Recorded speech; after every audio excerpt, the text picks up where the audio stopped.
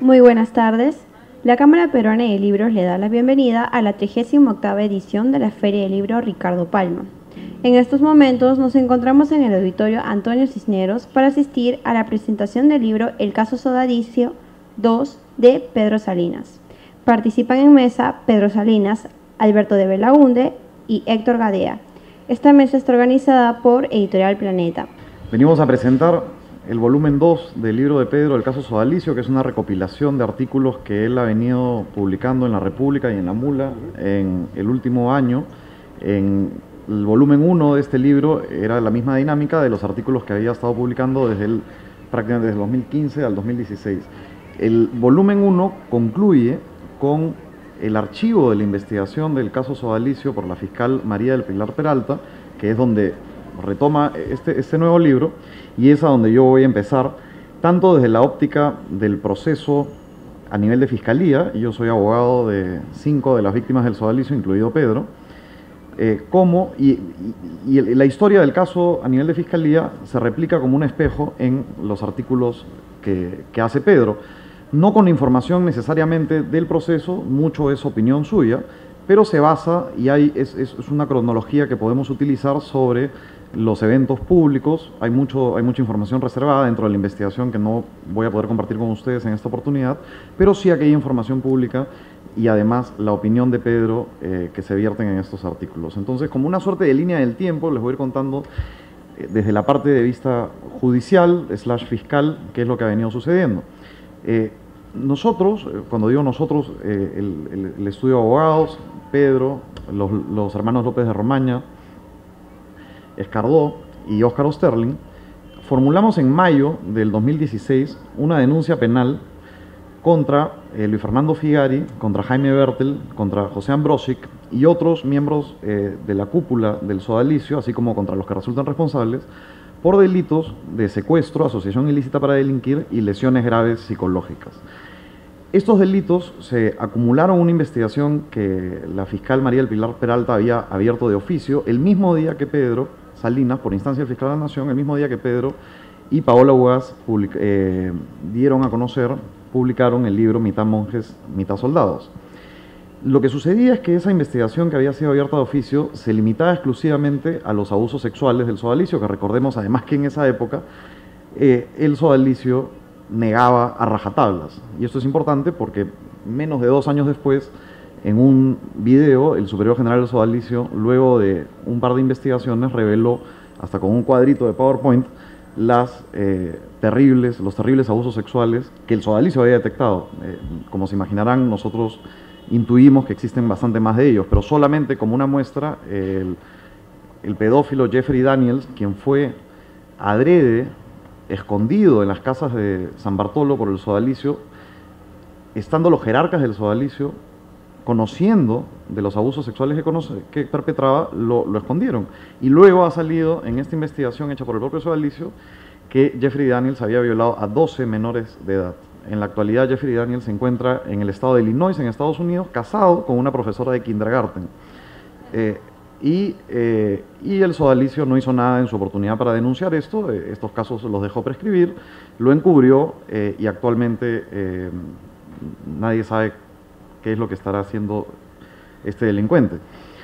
En esta investigación, con cero colaboración por parte del Sodalicio, que era el modus operandi con los que habían actuado encubriendo a estos depredadores sexuales, es que se incorpora nuestra denuncia, que por estrategia legal y además acompañado por el factum que ya la investigación periodística había revelado,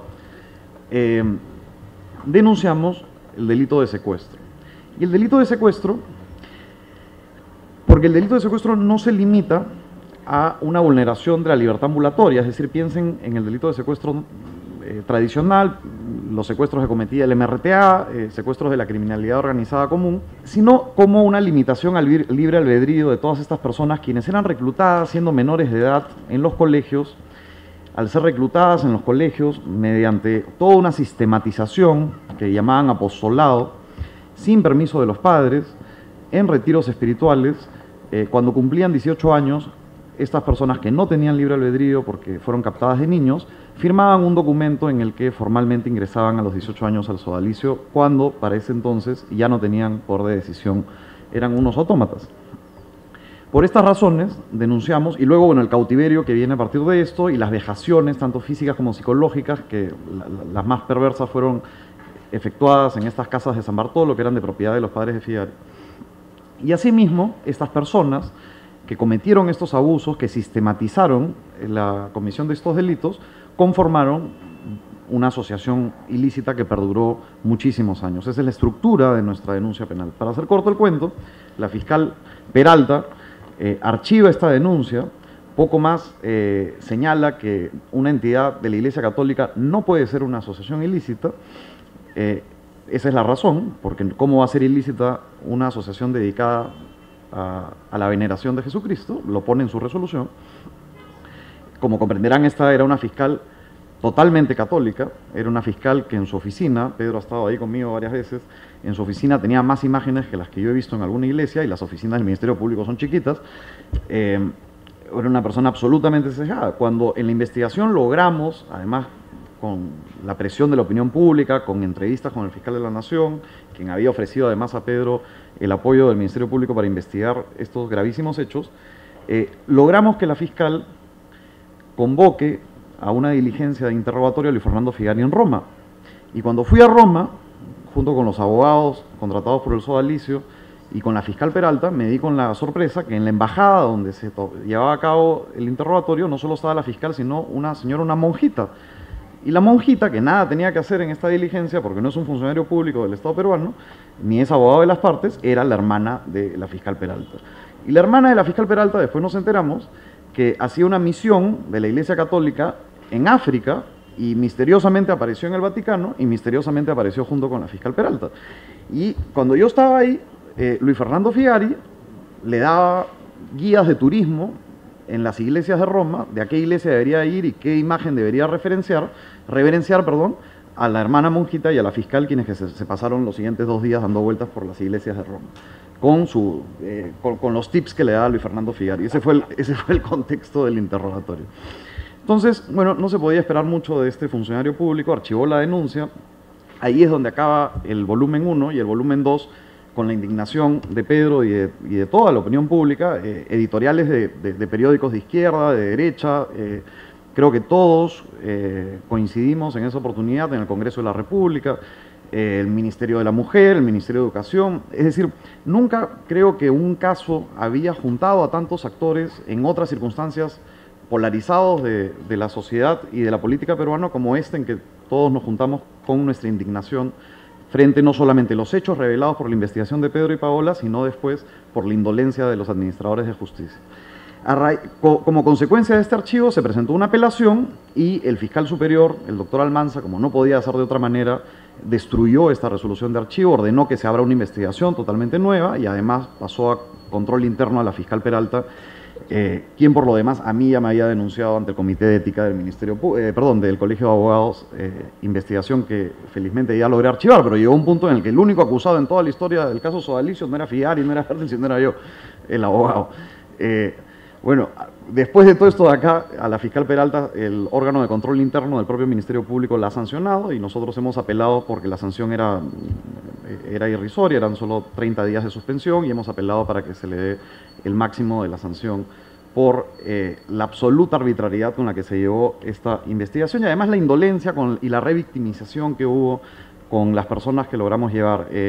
Esta fiscal tuvo el cuajo de decir de que no habían ido víctimas, y yo he llevado personalmente a quien en tu libro, Mitad Monjes, Mitad Soldados, pones bajo el seudónimo de Santiago, que es una víctima sexual de Luis Fernando Figari cuando era menor de edad, y la fiscal se negó. Yo le pregunté, ¿usted ha sido víctima sexual? Y la fiscal me interrumpió en la pregunta y dijo, usted no le puede preguntar si ha sido víctima sexual. Una arbitrariedad absoluta. Igual lo dejamos consignado, fue parte de la queja que hemos hecho contra ella.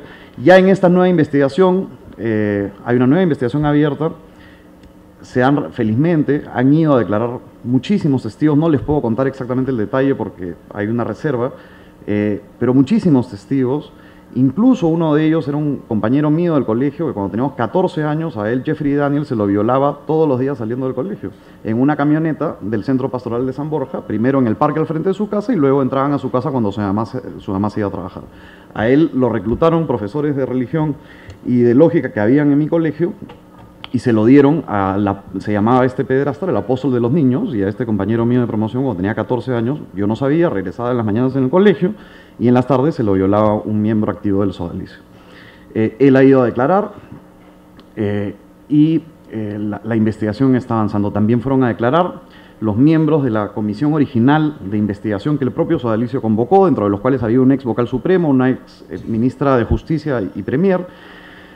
Esta era una comisión que al principio no le teníamos mucha confianza, pero luego nos sorprendió absolutamente y las conclusiones a las que arribaron fueron contundentes, calificando al sodalicio de una entidad con una estructura que además, con la cabeza de Luis Fernando Figari, tenían esclavos modernos, que ha sido un calificativo que hasta ese momento ni Pedro había hecho y que se reveló con la investigación de esta comisión del propio sodalicio. Como comprenderán, el propio sodalicio, lejos de asumir las conclusiones y las recomendaciones, que por lo demás recomendaba, como no podía ser de otra manera, separar a todos aquellos que habían sido miembros del sodalicio cuando estos delitos se perpetraban, sacarlos por lo menos de la administración. Lejos de ello, tildaron este informe como un informe sesgado y convocaron a una nueva investigación. Contrataron a la que en algún momento fue la número 3 del FBI y a un experto irlandés en delitos sexuales. Esperaron a que la investigación de la Peralta se archive para recién publicar las conclusiones de esta nueva investigación. ¿Y por qué fue eso? Porque esta nueva investigación reveló precisamente que en efecto sí habían habido abusos sexuales, puso además en el cuadrito que les comentaba hace un momento 6 abusos sexuales por parte de Figari, 2 o 3 por Virgilio Levalle, 12 contra menores de edad, contra Jeffrey Daniels, y 3 o 4 de otros sujetos que no especificó el nombre. Claro, esto acá lo hizo después de que ya se había archivado el Ministerio Público, pero felizmente, como les comento, se ha reabierto la investigación y precisamente estos informes están siendo merituados en la misma.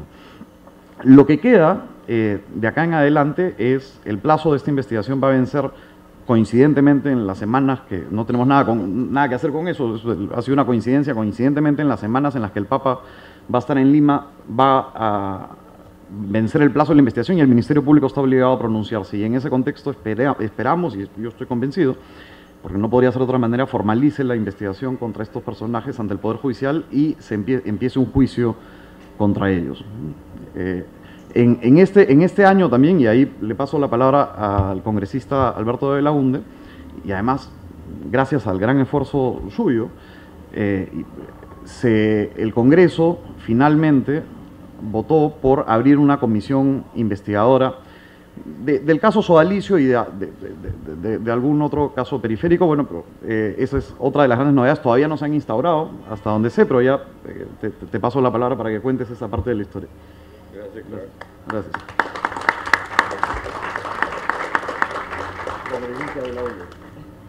Pero estoy muy contento de estar aquí y estoy muy contento de que ustedes estén aquí. Y estoy más contento todavía que Pedro Salinas y que Editorial Planeta estén sacando un segundo volumen de este libro. Porque creo que una de las estrategias que tiene el sodalicio actualmente es jugar a que todos nos olvidemos, ¿no? A que salte el nuevo escándalo en la sociedad, que haga que todos nos centremos en ello y ellos puedan pasar piola. Y por la magnitud y características del caso sodalicio, no podemos permitir que eso suceda. Ese caso no puede quedar en la impunidad. Y el sodalicio durante más de 30 años ha establecido todo un esquema, toda una estructura para garantizar esa impunidad. Nunca en esos años un fiscal siquiera fue a ver qué es lo que sucedía en un grupo que, como Jorge Bruce ya decía en el año 2001, tenía todas las características de una secta y ese era un espacio donde podían ocurrir ese tipo de abusos. Pero bueno, creo que mi presencia en esta mesa corresponde más a lo ocurrido en el Congreso. Entonces voy a centrar mi intervención en ello. el antecedente es que yo había leído el libro, al igual que muchos aquí presentes, mitad monjes, mitad soldados. Lo leí además en un vuelo de avión de un tirón y quedé enfermo, que creo que es lo que sucede con muchas personas. Y seguí con mucho interés los meses siguientes que generaba este libro. Primero fue esta comisión, que también vi con sospechas por los integrantes, porque claro, eran personas que uno pensaría que podían tener algún tipo de mal llamado espíritu de cuerpo, pero la verdad es que la comisión hizo un trabajo impecable. Y luego vi con mucho interés lo que ocurría en el Ministerio Público, hasta que la fiscal archivó el caso. Entonces llegó un momento en el cual la fiscal archiva el caso, el sodalicio ignora este primer informe de la comisión que ellos mismos habían creado, y la situación en la que terminamos es en una donde son los victimarios los que deciden quién era víctima y quién no, y cómo se les reparaba. En un proceso, además, que como bien se ha señalado, era un proceso de revictimización, por todo lo que tenían que pasar las víctimas. Entonces, lo que yo veía es que el Estado nuevamente les estaba fallando a las víctimas del sodalicio. Le falló en primer lugar al permitir que un grupo de estas características funcione sin que como sociedad tengamos mecanismos de prevención frente a las personas más vulnerables, que son los menores de edad. En este punto, además, hay una cosa que se cuenta en Mitad Monjes, Mitad Soldados, que a mí me impactó particularmente. Yo soy del Colegio Santa María, y Figari fue profesor de religión del Colegio Santa María muchos años antes de que yo estuviera. Y en el libro se cuenta cómo él, por ser profesor, tenía acceso a los files personales de los alumnos y buscaba a aquellos que tenían algún tipo de problema familiar para tratar de captarlos a ellos. Y lo que yo me pongo a pensar ahora es, así como Figari y quienes violentan tienen estos mecanismos de captación, el Estado peruano debería tener mecanismos para proteger justamente a los más vulnerables. Así como usó esta información para captar a estas personas, a estos menores de edad, al sodalicio, el Estado debería tener todos los reflectores para alejar a los presuntos abusadores. O por ejemplo, si un chico tiene un promedio 14 en el colegio y en el siguiente bimestre su promedio se baja a 10, algo está pasando en la vida de ese chico, y el Estado y la comunidad educativa tiene que tener algún tipo de reacción para proteger a alguien que evidentemente está pasando por algo difícil.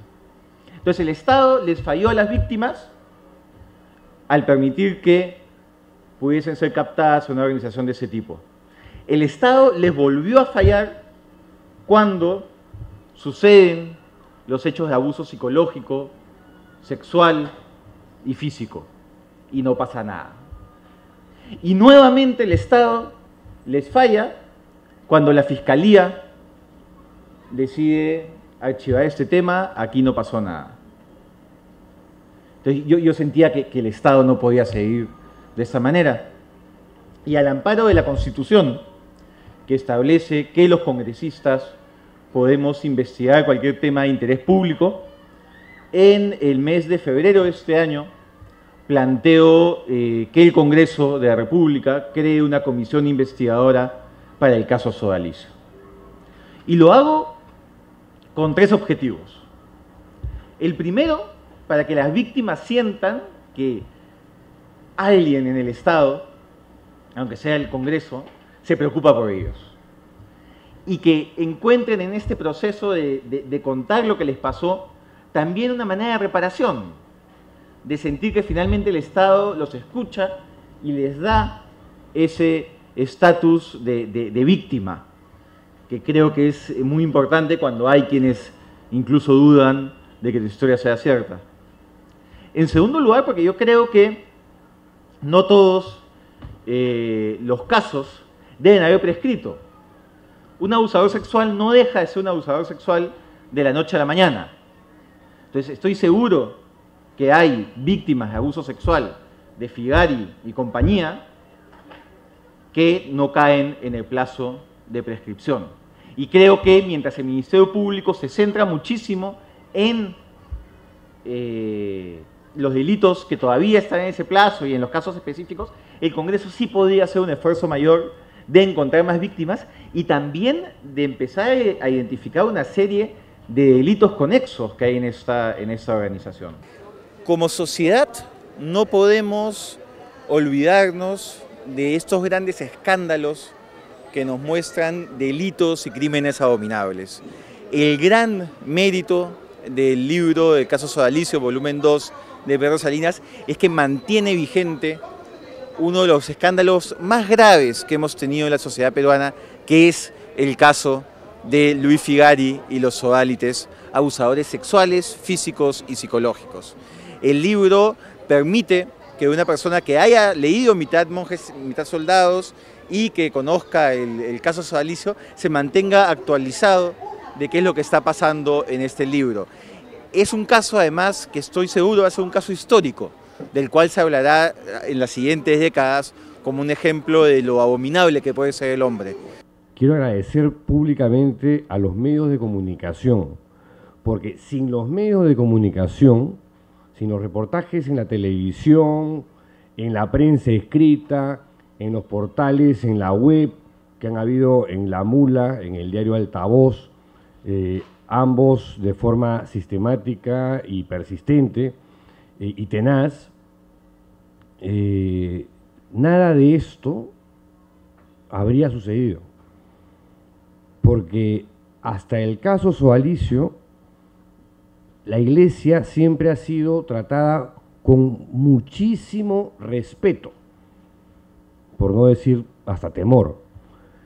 Y con este caso algo pasó que se venció ese miedo y ese respeto de pronto cayó en aras de que aparezca la verdad.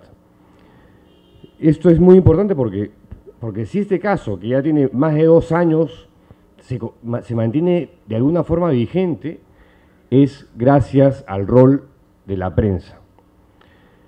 En tercer lugar, yo quiero agradecer a Héctor Gadea, porque, o sea, no solamente es mi abogado, no solamente no me cobra, algo muy importante y raro en un abogado, sino que él personalmente se ha comprometido con el caso. Yo hoy quiero agradecerle al estudio UAS por haber actuado en este caso de manera pro bono, que es otra cosa importante en este fenómeno, porque gracias a Héctor y su equipo, este tema ha mantenido también vigencia en los medios, porque siempre pasan cosas en el ámbito judicial, porque Héctor y su equipo le están peleando todo el rato, ¿no? Son realmente una piedra en el zapato para más de una fiscal, ¿no? Bien, eso.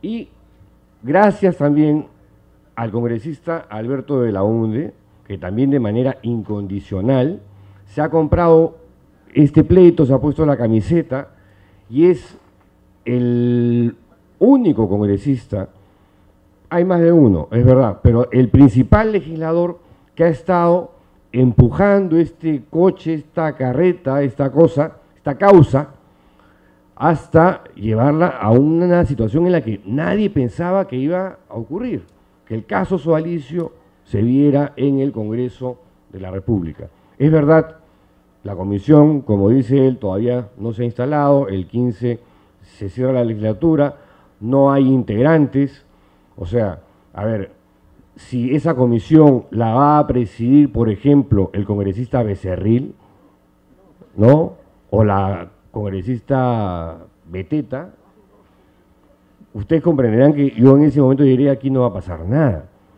Otra sería la historia que el presidente de esa comisión sea el congresista Alberto Belaúnde, quien además ha demostrado que se ha metido en el tema a fondo, ha viajado a Australia a ver el tema de la Comisión Real, ha leído sobre la materia, está súper empapado y conectado además con el caso.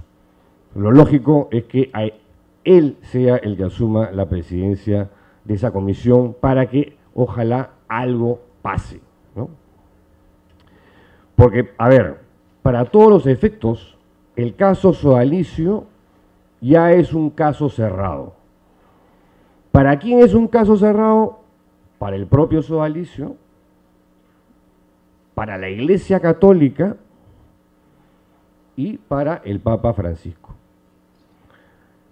Voy a soltar una hipótesis que puede ser descabellada, pero ¿a ustedes no les parece un poco extraño que en esta gira latinoamericana se haya escogido precisamente a los dos países, Chile y Perú, que han protagonizado los mayores escándalos sexuales a nivel clerical en los últimos 5 años? El caso Fernando Caradima en Chile y el caso Sodalicio, porque no solamente Figari, en el Perú. Fuera de que acabamos de tener además otro caso que ha pasado bajo el radar de la mayoría de medios de comunicación, y es el caso de los pederastas de la Congregación de los Hermanos Maristas, donde una investigación a través de un portal chileno descubrió a un pederasta que en el año 2010 confiesa ante su provincial, y recién en el 2017, este año, deciden ponerse las pilas, denunciarlo, y qué sé yo. ¿Por qué? Porque las víctimas, hartas de que las estuviesen meciendo, decidieron actuar por su cuenta, acercarse a los medios de comunicación, cosa que a la Iglesia la aterra, que se arme otro escándalo, y entonces decidieron arreglar con las víctimas por lo bajo, por debajo de la mesa, como suelen hacer estos señores. Y al pederasta, ¿a dónde lo mandaron? Acá, a Miraflores. Está en la avenida Bellavista. Y se están enterando recién, les cuento que hay un pederasta suelto en Miraflores.